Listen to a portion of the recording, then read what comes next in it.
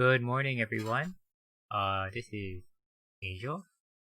We're running the tech behind the scenes for now. We'll be getting started with our first panel by Galactic Journey. Give me a moment while I can see if they're ready. Hi, guys. You guys ready? Okay. Okay, good. All right. So you guys are ready to go right now. Hi, everybody, and welcome to Galactic Journey, where we'll be blasting back. In fact, we already have to September 27th, 1965. Just a bit of explanation of who we are. We are Galactic Journey. It says so right there. So we are a time machine to exactly 55 years ago, and we're a bunch of fans just like you, covering science fiction and the space race and all sorts of cool things.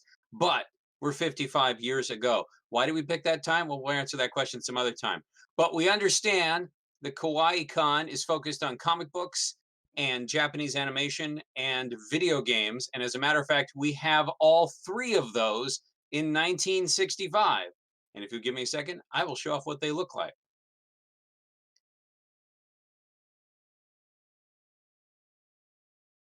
What you're looking at right here is the very first custom-built video game called Space War, with an exclamation point on the end. And in it, you play a spaceship that goes and shoots against other spaceships. And it's as amazing as it sounds. And the fact is, you can only play it in one place at MIT, where a bunch of engineers decided to build this instead of doing their jobs. Your college tuition at works, ladies and gentlemen. But that's not all we cover at the Journey. So, for instance, we also, as you saw, cover the big monster movies, most of which are coming out of Japan right now. You may have heard of a fellow named Godzilla, Gojira in Japan. Well, he came back. He was imitated by one of our creations, and now he's fighting other monsters in the stable. And of course, comic books are huge. I understand there in the future, you have the X-Men and the Avengers and Spiderman and Daredevil. Pretty much everyone you can think of already exists in 1965 in the form that you know of them. So we're actually pretty up to date on everything you are too. Things are just a little groovier. And by the way, while I'm here, let me introduce you the gang. There's 20 of us at the Journey, and some of us are here today. So up at the top with the fetching headband is Cora Bullert, our West German correspondent. That's your cue to say something. Yeah. Well, hello everybody. I'm Cora Bullert from Bremen in West Germany, where it's 11 p.m. right now. So we're exactly 12 hours offset from Hawaii. And my friends were all really jealous that I get to appear at an event in Hawaii, even if it's only by the magic of satellite, because right now here in West Germany, most people know very, very little about the lovely island of Hawaii. We do think because there was a stupid song 2 years ago that there's no beer in Hawaii. So Germans think there is no beer on Hawaii, but of course there is beer, obviously. And well, I report about things which are going on in West Germany and Europe, and we don't get a lot of Japanese movies, unfortunately, in Europe. And if we get them, they're usually on the artier side. So monster movies sadly are rare. And of course, we have comics.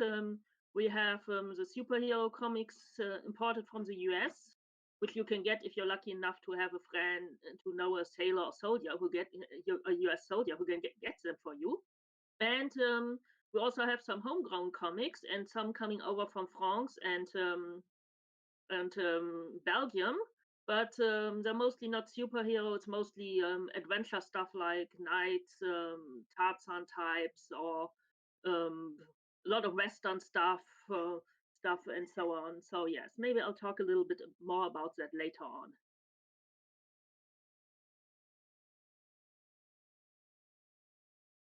Can't hear you, Gideon. Gideon, you're muted. That was on purpose. Our next guest, our next panelist is Erica Frank, mistress of psychedelica and all things weird. Hello, Erica. Hello. Uh, at the Journey, I mostly cover news about uh, the psychedelic uprising and arts and some of the music that goes with that. But I'm also a comic book fan, and I've been reading Batmania, the comic book for Batman fans, um, and a few others. Alter Ego is one of the other big fanzines. Uh, Batmania's most recent issue covered some of Robin's solo adventures in the 40s. And, and uh, it's been the fanzine is a subscription cost of 30 cents per issue, and they let people know to please pay that in dimes taped to the stationery because quarters and nickels are heavier and have a chance of getting damaged or lost in the mail. So isn't this amazing that you're seeing us due to the miracle of satellite technology? We can be broadcast all over the world through satellites like Telstar and Syncom. But for the most part, we fans stick together by actually mailing each other homemade magazines made with mimeographs and typewriters. We are a dedicated lot, we fans, in the day. And by the way, not to neglect the fact we have demographics not only all over the world, but of all ages. And to my left is our esteemed comic artist and reporter, Lorelei. Take it away. Hi, my name is Lorelei Marcus. I am the daughter of the founder of Galactic Journey, Gideon Marcus, to my right. I am an artist and a writer and a musician, and so I cover anything from terrible movies that my dad forces me to watch at the drive-ins Hey. to that's mostly what I do, to television that I watch by my own will. And I love to draw and I love to play music, and I'm a big fan of the folk scene right now, but I'm also digging the new rock and roll that's coming out. Lorelei can twist like nobody's business, let me tell you. We just watched a double feature of 1951 films, which are old even to us, The Day the Earth Stood Still and When Worlds Collide. There are a lot of great movies that came out 1950 to 1965. We urge you to check them out. And in fact, we just did a show yesterday called The Journey Show where we talked all about them. And you can catch that show if you go to galacticjourney.org and look at some of our shows. There's been a request to see some of Lorelei's art. There's been a request to see some of Lorelei's art. I think we can oblige you.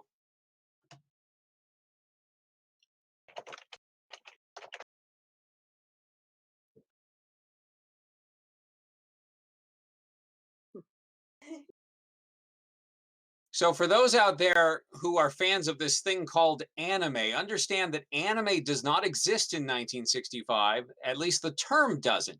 But in fact, Japanese animation has exploded.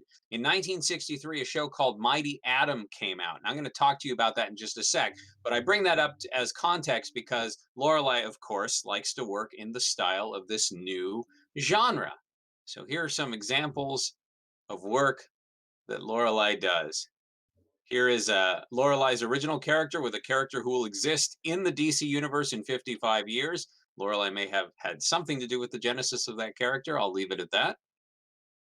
This is a comic book that she just finished called Rouge Rogue. This should be coming out at a convention next year, assuming you can have conventions next year. Here's some real life pretty art.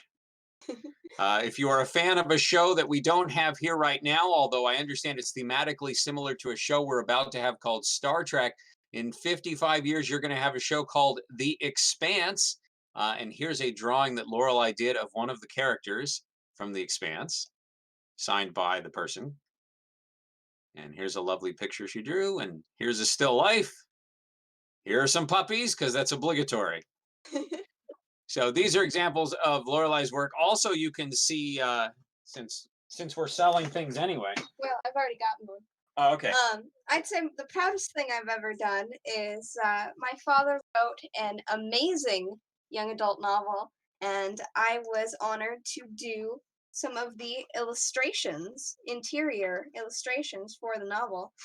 So here's one right here. So if you get a chance, Keetra is a great book. It's a YA space adventure, but that's completely not of our time. Oh, we have a couple of questions. So I'm going to answer the questions first, and then we're going to go on to Mighty Adam. Have science fiction movies evolved from the earlier days of movies to the more modern release? So we are asked how much movies have evolved, science fictions have evolved. Now, here's the question. Are they asking 1950 to 1965 or 1950 to some amazing future time?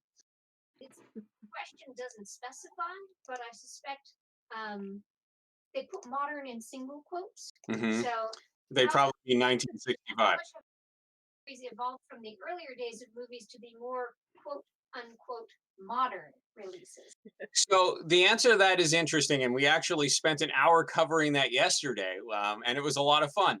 The answer to that is 1965 is a very interesting point of sea change for movies. So the 1950s were a time of big blockbusters like When Worlds Collide, 20,000 Leagues Under the Sea, Them, War of the Worlds. They often either promoted 50s viewpoints like Forbidden Planet, where what are women and why do we care? Or they were subversive and anti-communist, like The Day the Earth Stood Still, or sometimes smaller than that, I Married an Alien from Outer Space, which is about basically women living with domestic violence in the late 1950s.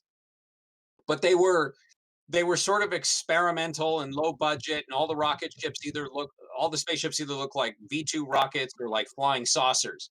By the mid 60s, science fiction is starting to mature. They're competing with television, and so they have to be more sophisticated. You start getting more subtle plots.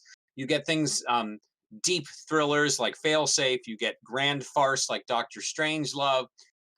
And there's a movie that's going to be coming out in just a couple of years. We already know about it, and we're excited about it as science fiction fans. It was called Journey Beyond the Stars. It's now called 2001, and it's being done by Stanley Kubrick.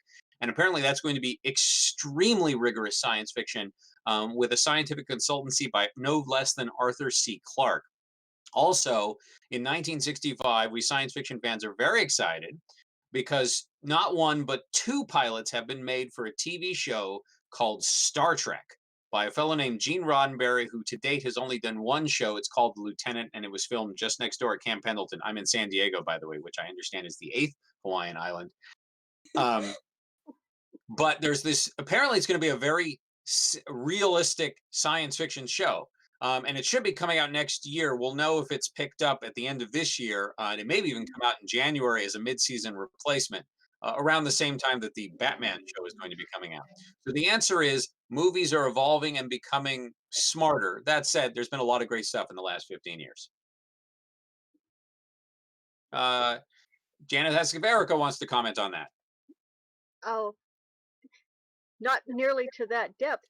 We've had terrific science fiction in the past. Metropolis was in the 20s.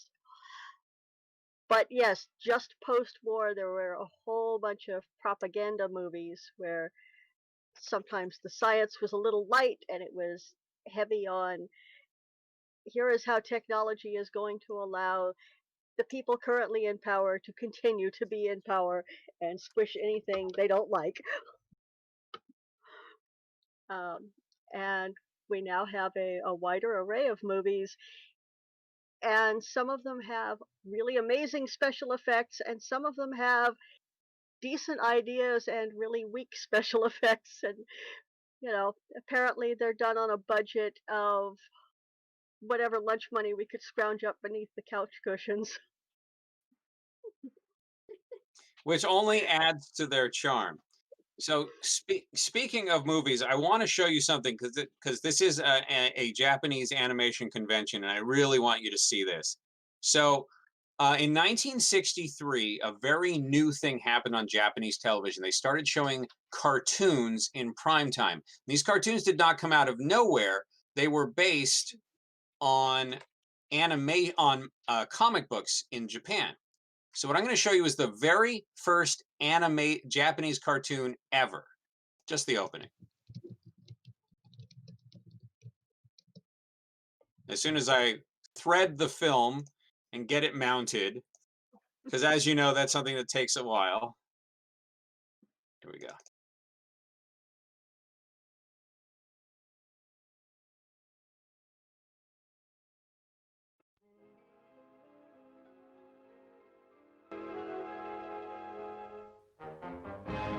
Everyone see that okay?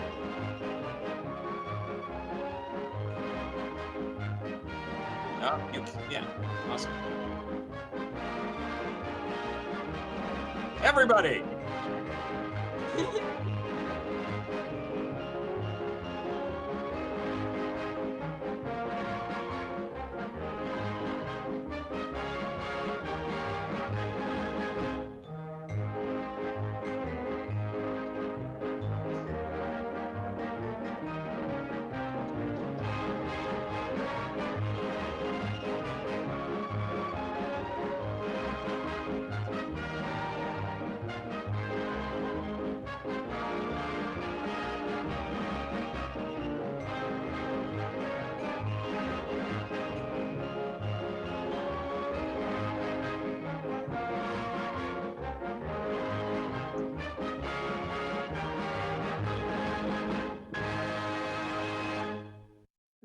Now, Mighty Atom is special for two reasons. One, it's actually quite a mature story about a robot who gets adopted by a kindly scientist.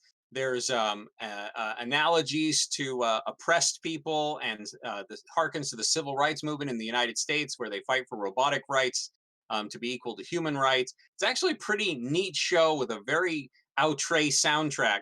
But what's most significant about it is just a few months later, it got imported to the United States. And we science fiction fans got to see it first because the dub of it was debuted at the World Science Fiction Convention. Here's what the opening looks like in English.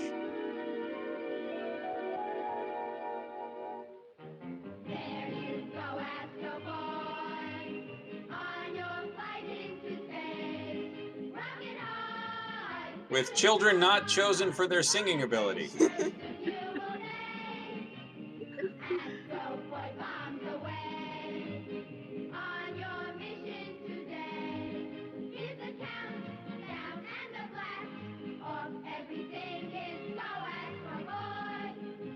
So as you can see, it's actually the same show, and the dub was actually pretty true to the Japanese version. So within just a few months, the Americans are starting to see the same shows that they are in Japan. And later on, I'm going to show you the latest example that's come over from Japan, which may look a bit familiar to you. But first, we have a question, and this will be for everyone in the panel.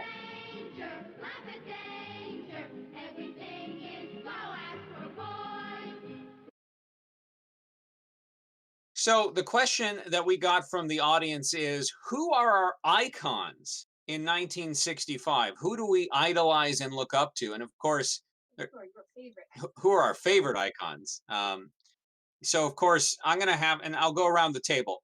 I'm going to do the obvious and say, of course, our dear departed president, John F. Kennedy, who really set our country on a progressive course. His agenda being even more realized in 1964 by the Democratic takeover of all the houses of government, and Lyndon Johnson's Great Society agenda. It's really exciting times to be alive, and I don't think it would have happened without our president, John F. Kennedy. So that's my choice. Lorelai, who would you say is your biggest idol of the time? Not Crush. You can talk about him later. Oh, okay. I think I'll go on a similar note of all of the student protesters at like UC Berkeley, and the students doing the sit-ins and the freedom rides, and all of the civil rights protesters who are going out and risking their lives for the rights of humanity. And I hope that when I go to college next year that I can join that fight for civil rights. I mean, just an LBJ passing the Voting Rights Act is just so incredible, the progress that we're making. It's just a exciting time to be alive. And by the way, you may notice I keep calling up articles. That is Galactic Journey. We have been around since 1958. coming out with an article every other day on every topic imaginable. You can get lost in there. We hope you do and enjoy it. So please go check out galacticjourney.org during and after this show. You will enjoy it, and it will go on for the next 30 years probably. All right, Erica, your favorite. I know who you're going to pick, but go ahead. After you. Um, uh, Recently, I've been very fond of Bob Dylan and his the music that talks about how society has become too entrenched and too caught up with its uh, rituals and standards and class roles, and that we need to change things. And uh, also very fond of the student protesters and wrote one of the articles we have on that. And uh, um, I like the way the new folk music is leaning towards uh, that society as it is too rigid and structured, and we need to challenge a lot of our assumptions about how things work. They say never trust anyone over 30, but we promise we are not the square ones. Cora, who would you say is your idol? Well, John F. Kennedy was also very, very popular in West Germany. I mean, you may have seen footage of his visit to Berlin shortly before he died, and where he held a speech in front of the Schöneberger Rathaus, where he said the famous words, "Ich bin ein Berliner." And well, actually, the place, the square where he held the speech, is now named after him. And it was just the first of many Kennedy these squares, streets, and so on in West Germany. But I'll go with one of our local politicians, namely Willy Brandt. Willy Brandt is currently the mayor of West Berlin.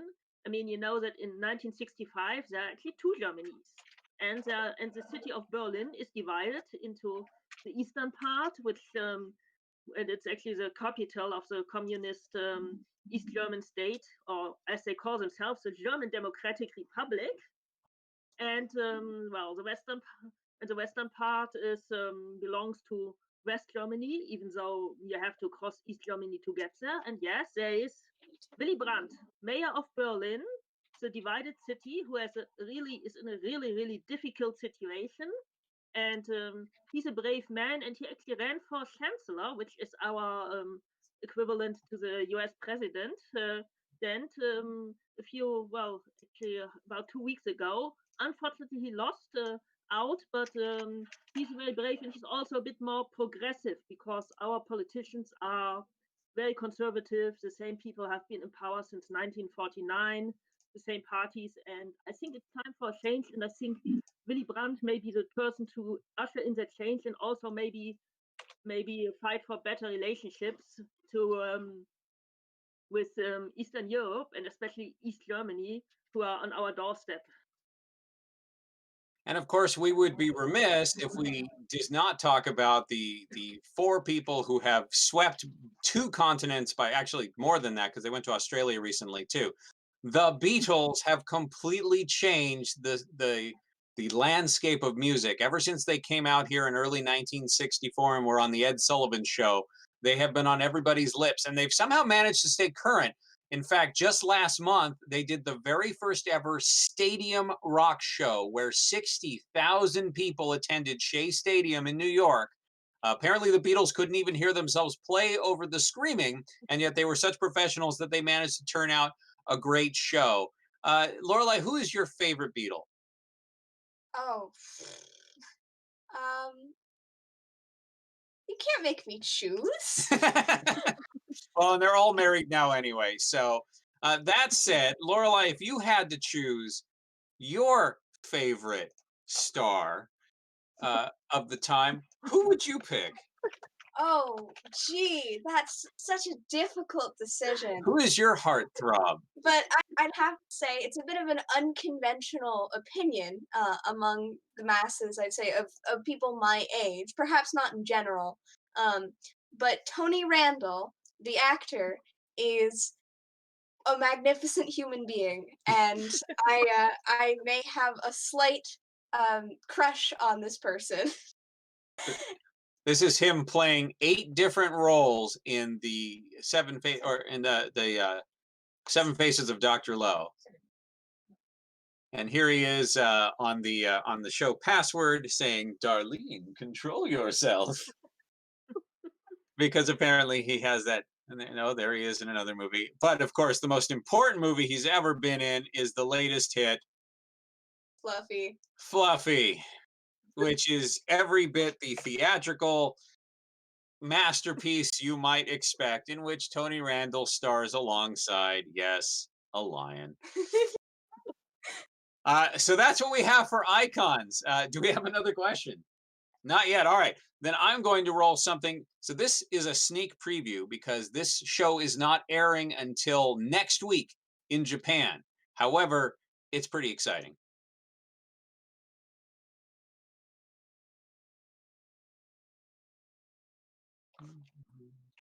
Those film reels, they're real tricky. They are, actually.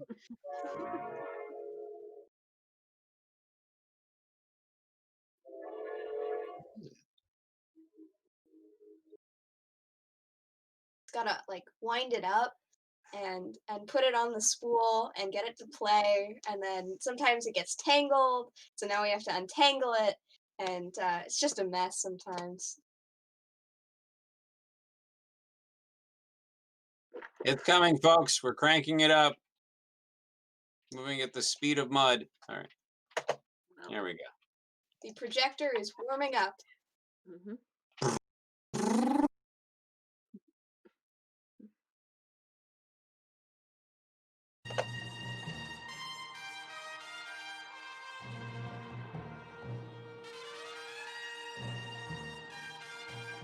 So this is Jungle Emperor.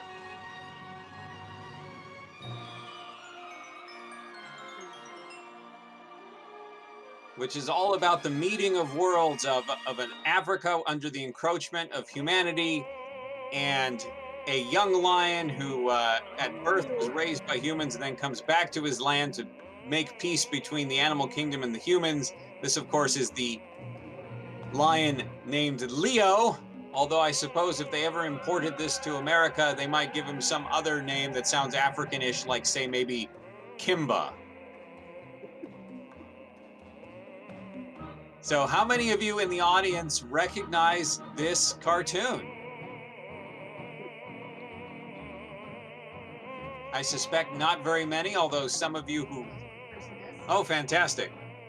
I think that we may get it in Germany, in West Germany, eventually. So I suspect we still have to wait a couple of years. But animal stories are really, really popular here, and it looks lovely. So This is rather striking animation. For one thing, notice that it's in color. This is something that is brand new for 1965. In America and elsewhere, we are just starting to make the transition to color broadcasting. About 7% of the families in the United States have a color TV, so they hadn't worried too much about broadcasting in color. But suddenly this season, we started having color broadcasting on one network, and next year it's believed that all networks will be broadcasting in color. When I first turned on the season, by the way, to show you that we live in a time bubble, it is actually 1965 here in my house. We I can't don't know if you see can the see show. that. That's Hollywood Palace. 大アフリカ大陸を北から南へ走る地球の裂け目 Also, グレートリフトバレ The ー other one's still playing. Yeah. その中央には海抜 That's fine. 5119メートル万年雪 And then of course this is what's on the radio. it was in black and white.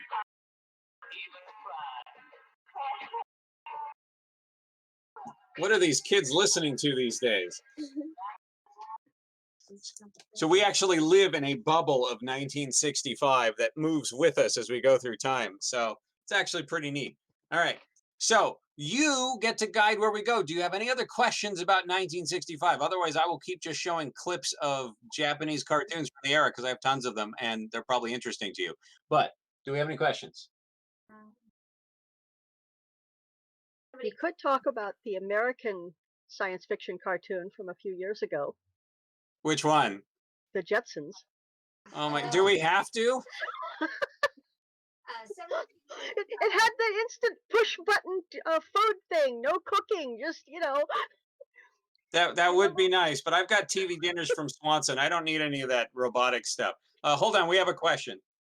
people have commented that they recognized the show you just played. One person said, and here I thought that was a terminal to a computer versus a TV for what you just held up. Ah, It does look like a computer terminal, but it's actually a miniature television. it is they make portable black and white televisions these days, and they're only $100 or so. And that's a very large screen. But of course, we're fabulously wealthy. We fly jets places. All right. Well, I'm going to show you something else because I want to show you that there was a wide variety of animation even back then.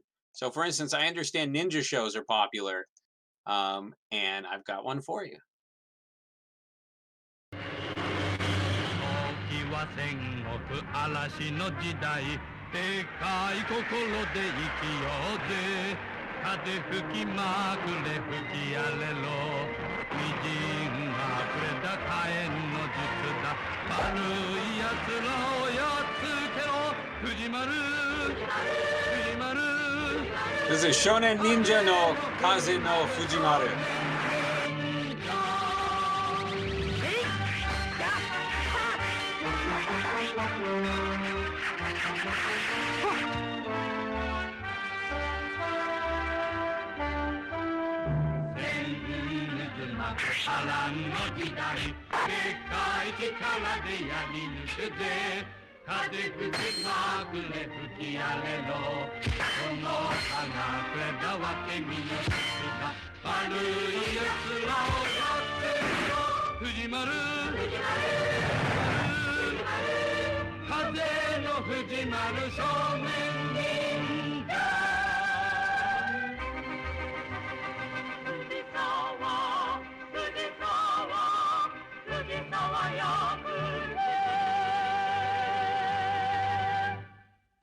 The best themes in Japan, I have to say. You know, they had a man in there. They had a hairy-chested man, and I hope that's a trend that continues because I've got at least 3 hairs on my chest, and I want to audition someday. All right, what are people asking about? No questions yet. All right, why don't we talk about what's going? Oh, go ahead, Erica. You look eager. All right. I was going to talk about it's fun to talk about the comics and the animation and the video games, but I want to talk about a little bit about what's going on that's even bigger than that right now, the space race. As we speak, the space race is heating up between the East and the West. And in fact, one would say that we are tied, or perhaps for the first time, the United States has gotten the lead in the space race because this year, for the first time, we put 2 men in space for 8 days in a Gemini capsule. And I have to say, being stuck in a tin can next to someone with no bathroom facilities does not sound like fun. And these people deserve every medal they get for what they do. And what's interesting is earlier this year, the Russians did a spacewalk. They put 3 people in space. It appeared like they were on the verge of going to the moon or something. But they have done nothing lately. And next month, we've got Gemini 6 going up, and it's going to do the first docking in space. So this is a very exciting time. We're waiting for the other shoe to drop. Will the Soviets take the lead again, or are the Americans finally feeling their own? Yep. We have a question. What do you think of that new analog magazine serial story from a guy named Frank Herbert? Oh, my goodness. All right. So I had thought that this crowd was going to be all young people, but obviously we have young people. They're reading analog. But I mean, I thought they were all going to be like pop media people. I didn't realize we were actually going to have propeller beanie head people who read science fiction. Well, they might actually film that one. I mean, it's I know you don't like it, but it's very cinematic. I mean, it might be possible that someone adapted to film, and you don't actually need space to film it. You basically just need a desert, and there's plenty of them on Earth. So who knows? I grew up in El Centro, which is a desert town. I did not need to see it rendered in my science fiction. No, truly, because we review every single science fiction magazine that come out every single month. I tell you, it is a labor of love and sometimes of masochism. Because there's great stuff out there and not so great stuff. So I happen to be the one who reviews Analog. So I have read all 8 parts that made the Dune serial. I understand it's been novelized. I have not read the novelization, but I have read the serial magazine version that you're talking about. Here's my thought about Frank Herbert's Dune. If you enjoy reading the encyclopedia, and in fact, to a degree I do, then it's not a bad book. However, it does change viewpoints every single sentence he said. And then she thought that he said that it changes every single viewpoint. And she thought that was very strange. And he looked at her, looking at him, wondering why she was thinking that. And Frank Herbert has some great ideas, and he's done a very good job of adapting Persian mythos and this Middle Eastern mystique into a science fiction book. And I applaud him for that. That said, he's not the greatest writer in the world. So you will probably enjoy it and appreciate it, but boy, is it a slog. It is also probably the best thing he's ever written, which is not high praise for the rest of the work he's done. If I were to recommend science fiction, and in fact, I have the ability to do so, because that's what we do here at The Journey, is we recommend science fiction. Reading I'm going the to show you terrible how we stuff do that. so you don't have to. That's right. So every year at the end of the year, in fact, we're coming up on it, we release what's called the Galactic Stars. And everything that we've read, we go through and we pick the very best of the best, and we make a recommendation list for you. If you've heard of the Hugos, which are given out at the World Science Fiction Convention every year, these are like them, only better, because there's more of them, and our taste is better. We should maybe we should mention that Galactic Journey at least was a Hugo finalist for best fan scene 3 times. At least that's what they told us. And I've been a fan writer finalist. But if you look at the lists from 1963, 64, and 65, for some reason our names are never listed. I kind of hope they will maybe get to it in 20 or 50 years or 55 years or something. I am really dismayed. We keep being told we're up for the Hugo, and yet somehow we're never on the ballot. I have not been able to figure that out. Maybe you could all write us in. Remember, best fanzine is spelled GAL 8. Anyway, so as you can see on your television screens, do not try to adjust them. We control the horizontal and the vertical. You can see, for instance, last year there was, speaking of analog, a great story by Randy Garrett, starring a new sort of a Sherlock Holmesy character, but in a fantasy world called The Eyes Have It. The character is named Lord Darcy. And I'm a guy who never liked Randall Garrett before, so the fact that he was suddenly able to wow me shows that both I have an open mind and he is capable of great change. It was a shock that it was good. Again? It was a shock that The Eyes Have It was so good, because Randall Garrett is normally the sort of writer where you go, oops, him again. And let's not talk about the Queen Bee, which is. Let's not talk about Queen Bee. However, you can do a search on Queen Bee. In Analog. You can look for Queen Bee in our articles, and you can see what we thought of Randy Garrett 6 years ago. We have another question. Yes, we do. The next question is, as time travelers in 1965, have you heard or met a British man referring to himself as the Doctor? Well, I'm so glad you asked that question. So as a matter of fact, I personally have never done so. And the reason why is it is a show that airs in England, and therefore we don't get it in the United States. Although some shows have made the journey. And in fact, I have seen all the Jerry Anderson shows, Supercar, Fireball XL5. I'm hoping the new show Thunderbirds comes out over here. We've also gotten Danger Man as secret agent. So some shows do make the trip. But Doctor Who has not. However, we are fortunate in that we have 3 British correspondents, one of whose job is just to review Doctor Who. So if you get a chance, go to Galactic Journey. We have covered every single episode of Doctor Who since it's come out in November 1963. They're done by Jessica Holmes, who you see here. And not only will you get a chance essentially to watch the show because her commentary is thorough, but it's also hilarious. These are some of my very favorite reviews to read. So if you want to know where the Doctor has been and what he's doing and who his companions are this week, just go to the Journey. We have a complete collection. How did that answer things? Seems a pretty thorough answer to me. All right. Somebody mentioned Outer Limits. It's not a specific question, but I don't know if you want to. Sure, I'll talk bring about that up.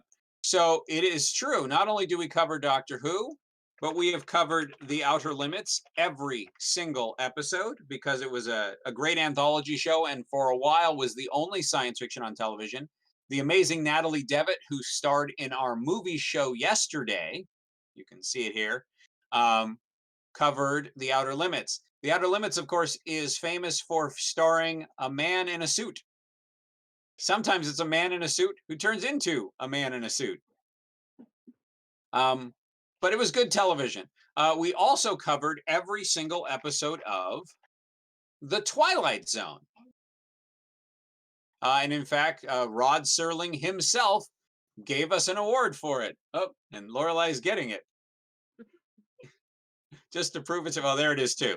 But yeah, Rod Serling gave us an award for our coverage of The Twilight Zone. So if you want to know every single episode of The Twilight Zone, we have covered it all the way from the beginning. Lorelai was in on it for the first 3 years, and then Natalie took over year 4 and year 5. But all of it is comprehensive and useful, and everything is on a 1 to 5 star rating. So if you want to know whether something is worth watching, we tell you. And if you disagree with us, feel free to tell us, because while we think that our opinions are correct, we also love your opinions, and I have been known to change my mind based on someone telling me I'm wrong, because the fact is, I often am. No more questions, but maybe you might talk about the origins of some of the popular superhero comics that have come out recently. I understand that there's a new one that came out last year, was it? With a leader in a wheelchair and a team of misfits. Sounds really interesting. Yes, a bunch of people born with mutant powers, led by a scientist in a wheelchair. Yes, and of course I am talking about Doom Patrol. So, oh yes, there is also a comic There's called another one. Yes, there's one called the X-Men. Stop me if you've heard this one before. Yeah, we are at a comic book convention, which unfortunately for some reason I can't show you the comics right now, but I'm trying. But that's okay. I know what to do. I know what to do. There is more than one way to skin a cat, just as Fluffy crosses my screen. So the 1960s are a very exciting time for comics because up through the 50s, they were definitely kiddie fair. And then in the early 60s, something pretty amazing happened. Stan Lee at Marvel Comics, which was Atlas Comics, decided, what the heck, my business is probably going, things are probably going out of business. I'm going to come up with something new and see if it sells. And what he came up with was the Fantastic Four. You can see that, fantastic. The Fantastic Four was a revolution because now we had superheroes who didn't like each other working as a team with something of a estranged family dynamic. And this was brand new and it caught like wildfire. And so from the Fantastic Four concept, we got 2 other comic book titles. On the DC side, we got the Doom Patrol. And on the Marvel side, we got, of course, the X-Men. And they are similar because they probably both came from this treatment for Fantastic Four. And because of that, we now have just this huge explosion of comic book characters from the Avengers. We've got Thor, we've got Iron Man, Captain America, all these names you probably recognize out there. And they all came from this Fantastic Four. Of course, probably my favorite is Captain Spiderman. America is an older character. Captain America is from the 40s actually, but he was revived recently. Yes, and they actually made a huge event out of they took this character and brought him back and made him the leader of the Avengers. So there is some continuity with the 40s, but make no mistake, it is a new revolution. the Human Torch was a character from the 40s, but his origin story back then and his abilities were very different. That's correct.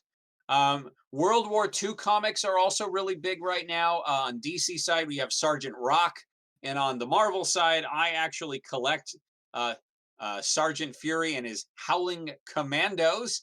Nick Fury may be a character who exists in 55 years as well. You'll notice we also have this right here. Combat is a show that's on television right now that stars a squad working their way through France, trying to get into Germany and somehow taking far more years to do it than actually World War II took. But Howling Commandos is sort of set in a similar background to that. So comics both cover the fantastic and the down-to-earth and everywhere in between. Oh, I'm being told we have a question.